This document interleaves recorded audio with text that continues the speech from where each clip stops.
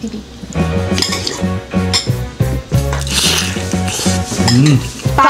ano pong ulam? Butter,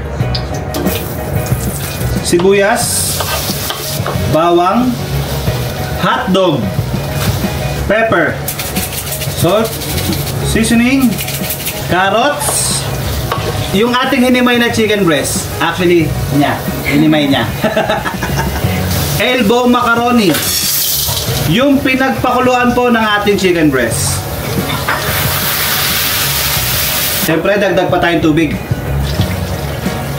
Chicken cubes. Timplahan po natin ng patis. Takpan lang po natin, fam, para kumulo po siya agad. Wow! So yun, medyo luto-luto na yung ating elbow macaroni. So pwede na po natin ilagay yung ating gulay. Repolyo. Ayan, ang dami niyan, guys. Ang dami niyan, no?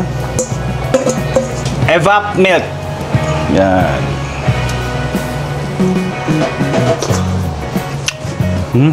Pwede na.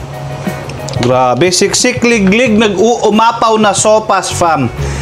Creamy sopas na siksik liglig. Luto na po yung ating creamy sopas. Siya nga pala, kung umabot ka sa part ng video na to, comment mo naman kung taga saan kayo para mabati naman namin po kayo. Uunahan ko na nga po pala kayo. Tama kayo, mali ako. This is my own way. You have your own way. Pa, ano pong ulam? O ito mga anak, creamy sopas. Saktong-sakto sa panahon. Tara, kain na to. Ama, maraming salamat po sa biyayang yung pinagkaloob sa amin. Magsilbi po itong lakas at talino. Opo. Ama, bigyan mo rin po ng masaganang pagpapala ang aming mga mahal sa buhay, gayon na rin po ang aming mga manonood. Opo. Ama, patawarin niyo po kami sa aming mga pagkakasala, gayon na rin po patawarin mo yung mga anak. Opo.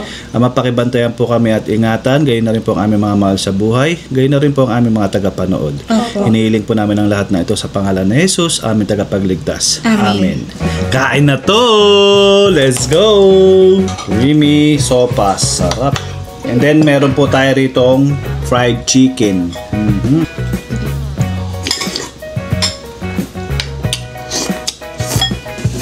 Sarap to ulamin. Ano?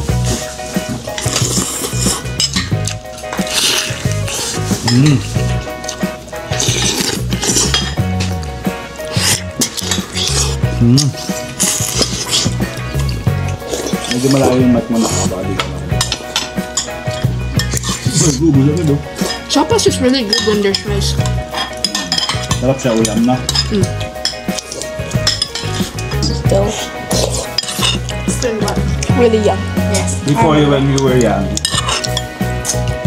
ang laging binibiling na dati. Sopas, that's for you.